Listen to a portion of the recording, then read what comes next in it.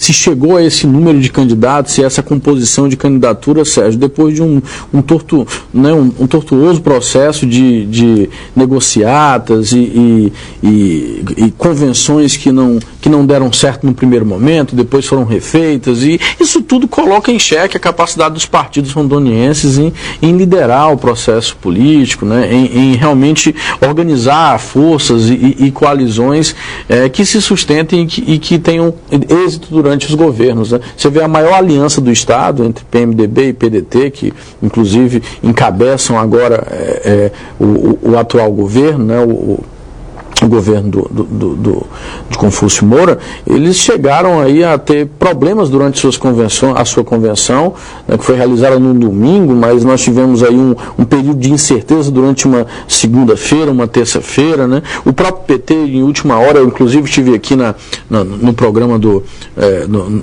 com o Léo Ladeia e em outras oportunidades na rádio também, comentando essa possível ordem do PT nacional para que o PT aqui no estado se unisse ao PMDB numa coalizão entre Confúcio e Padre Tom, ou até o próprio Anselmo, deputado Anselmo como vice, né? Na última hora o PT decidiu realmente lançar o Padre Tom. Sabia que isso, tendo em vista a nossa pouca influência no cenário nacional, nas eleições presidenciais, só vale lembrar, Sérgio, que nós temos menos de 1% do eleitorado brasileiro, né? Então, que o PT aqui dificilmente aceitaria isso, mas tudo isso, todo esse processo de negociação, né, de alianças que existiriam e que em última hora não deram certo, isso coloca em xeque mesmo a capacidade dos partidos em se unirem, em organizarem forças políticas, né, que tenham êxito durante os governos. Eu me preocupo muito com isso, né. Por outro lado, nós temos uma candidatura do ex-senador Expedito Júnior aí, que está definida há muito tempo,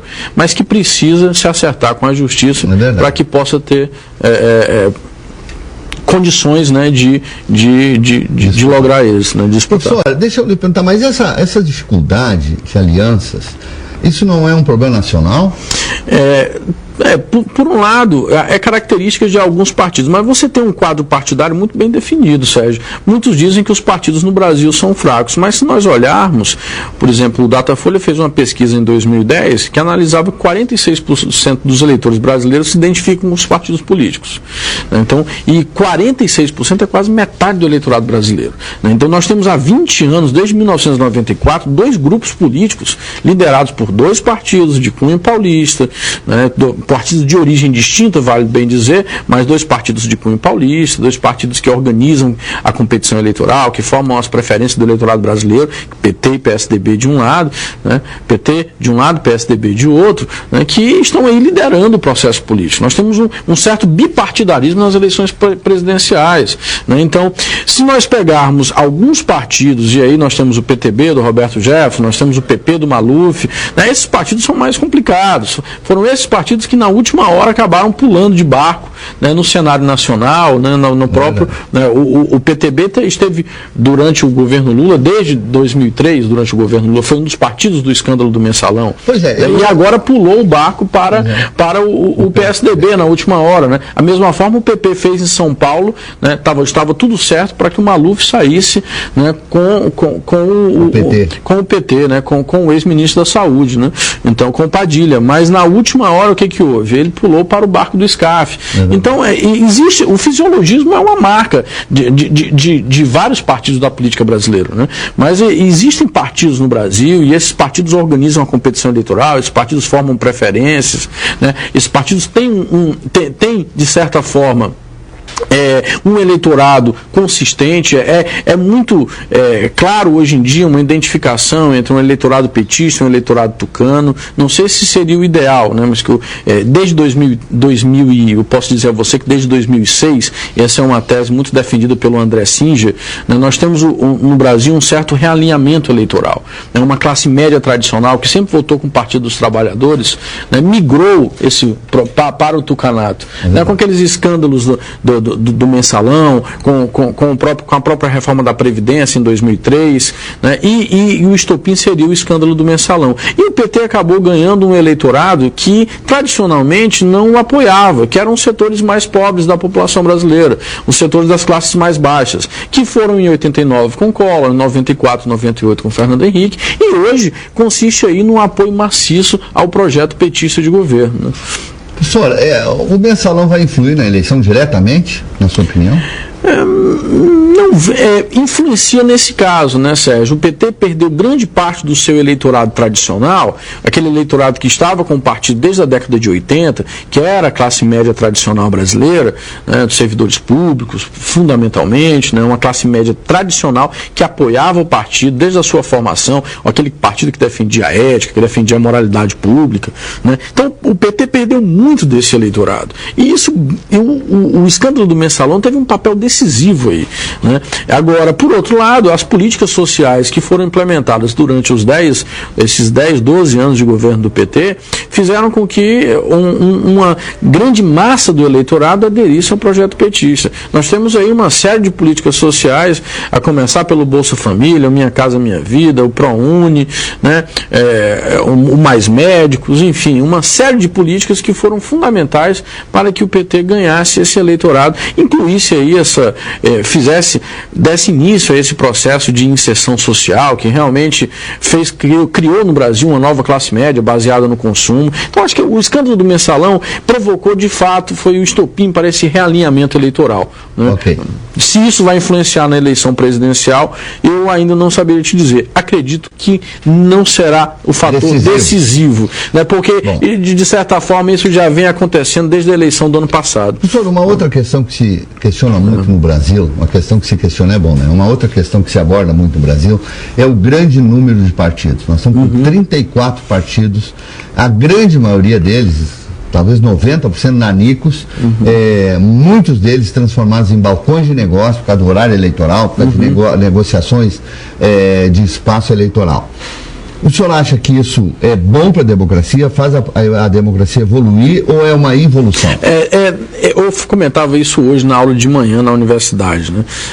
Nós temos realmente mais de 30 partidos registrados no TSE, mas se a gente for analisar bem, Sérgio, esse não é o número de partidos efetivos que existe no Congresso. Hoje nós devemos ter mais ou menos de 8 a 9 partidos efetivos dentro do Congresso Nacional.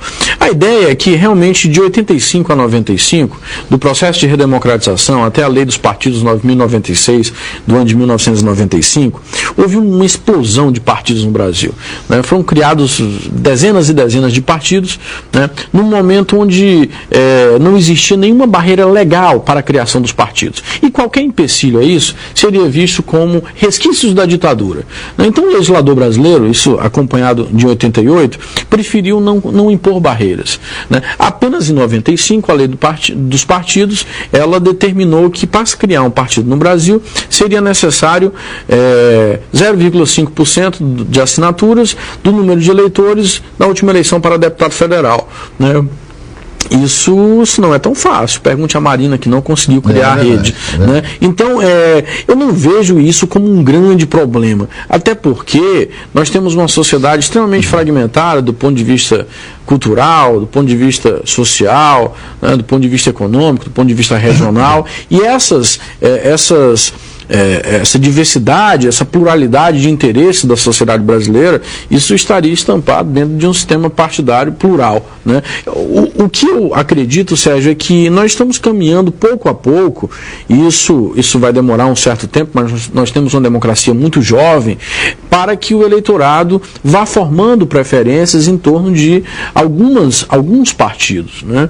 Isso também os partidos políticos precisam fazer a sua parte em relação a isso. Isso inegavelmente, mas como nós falávamos agora há pouco, nós temos há 20 anos 2 partidos que se revezam no poder nas eleições presidenciais, 2 partidos que vêm do maior estado brasileiro, o maior estado da federação, né? Então isso pouco a pouco vai vai se enraizando na sociedade brasileira.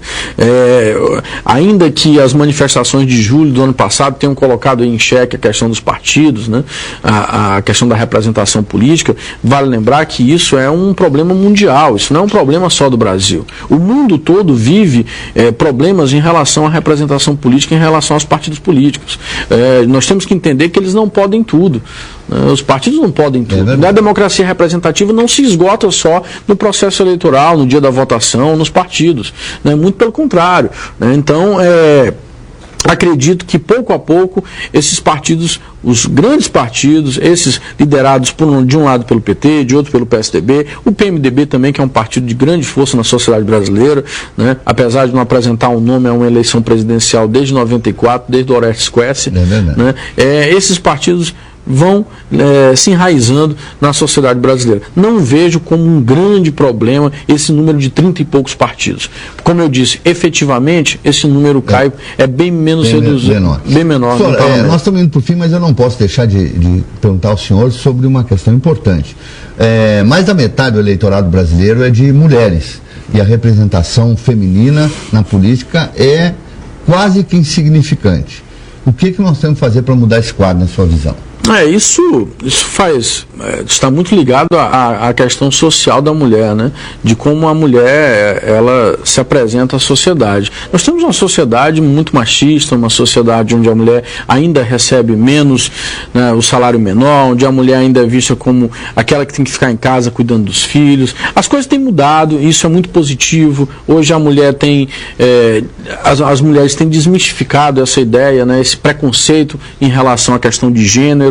Mas isso tudo, Sérgio, depende de uma maior independência da mulher em todos os setores da sociedade. Você pode ver que as mulheres que conseguem representação política são mulheres que têm um papel, seja num sindicato, seja numa associação, seja numa determinada comunidade, né? Então, é importante, vejo com muito bons olhos essa porcentagem que a Justiça Eleitoral exige, né, de candidaturas das mulheres, mas muitas vezes isso ainda é usado como um número para que elas possam apenas preencher aquela nominata, né? Então isso também vai ocorrer aos poucos na sociedade brasileira, né? Isso já vem acontecendo, mas como você muito bem disse, é quase irrisória a participação feminina, né? A representação feminina na política brasileira. Senhor, 30 segundos para o senhor deixar uma mensagem para o nosso eleitor. O que o senhor diria para o eleitor rondoniense? O eleitor rondoniense, ele precisa realmente procurar se informar ao máximo sobre o passado dos seus candidatos, né? Estudar os candidatos. Hoje nós temos os sites do TRE, né? Os sites da Justiça Eleitoral, as próprias redes sociais, né?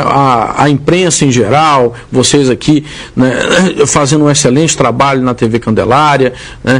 E as outras emissoras de TV, cobrindo todo o processo eleitoral. Então, informação é um elemento fundamental na eleição, e o eleitor precisa disso.